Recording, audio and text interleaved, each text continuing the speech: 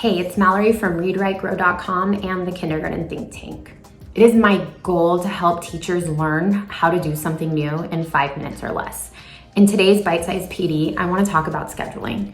How do we make a schedule that accommodates every student's needs while also meeting all core instructional needs throughout our school day?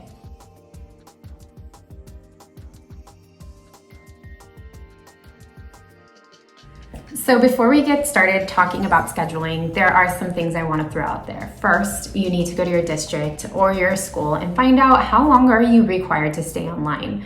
Is it the whole 6 hours of the school day? Is it half a day? Find out your school requirements. Second, make sure you know what your school expects of you in core instruction. Is it just reading, writing, and math? Is it reading, writing, math, and science?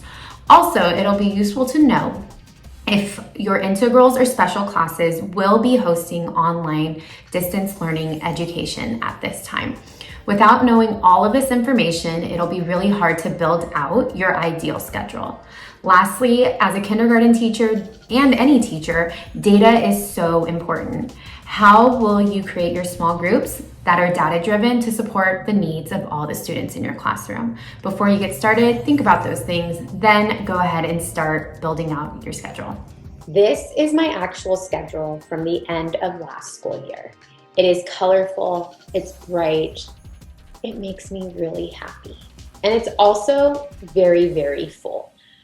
I want to name that my schedule stayed the same. It was hyper consistent.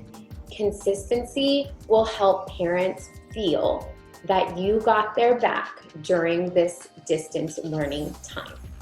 What I mean by that is parents are trying to juggle not only the child's schedule that's in your class, but sibling schedules, their work schedule. And the more we can be hyper consistent, the more parents feel that we are thinking about them and building out these schedules.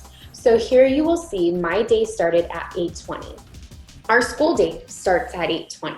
So I kept kids responsible for coming to school at the time that they would normally be at school. I started my day with my first small reading group. Then after that, I had a little bit of a break to get my own kids going. And then I alternated every day from 10 to 10:35 between whole group reading and whole group writing, Monday through Friday. Now you might be asking, hey Mallory, why reading 3 days a week and writing 2 days a week?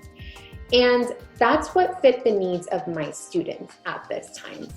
I knew that I was going to use my reading time for comprehension and all the comprehension standards, not foundational literacy standards. And then the writing time would reflect on the reading time. So that is to say, in reading, we might have been looking all about armadillos, or we were learning all about careers and community helpers. Well, in writing then, students would write an all about book about an armadillo or an animal of their choice, or they might have chosen a community helper that they wanted to write about when they grow up. My reading and writing went hand in hand, and I think that is something really important to take into consideration as you start planning for distance learning. How can your reading inform your writing, and how can the writing reflect the reading? I always saw a group of core students that needed an extra little bit of love 5 days a week, consistently. They always could count on after reading, it was their special time with Miss Stewart, and they really enjoyed it every day.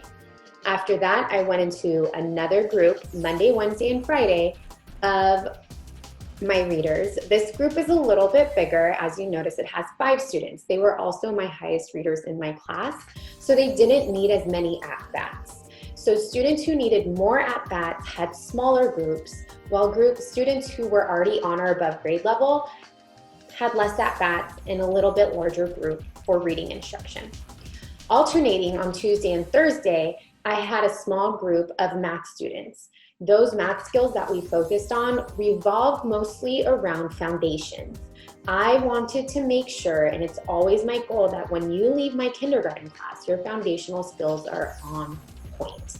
And they always knew that we were going to have math consistently 4 days a week and a fun activity on Fridays.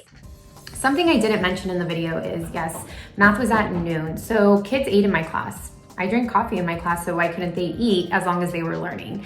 The other thing is, if you have an intervention teacher, make sure you get them in on the schedule to at least see one of your groups, whether it's a middle of the road group or your highest need students.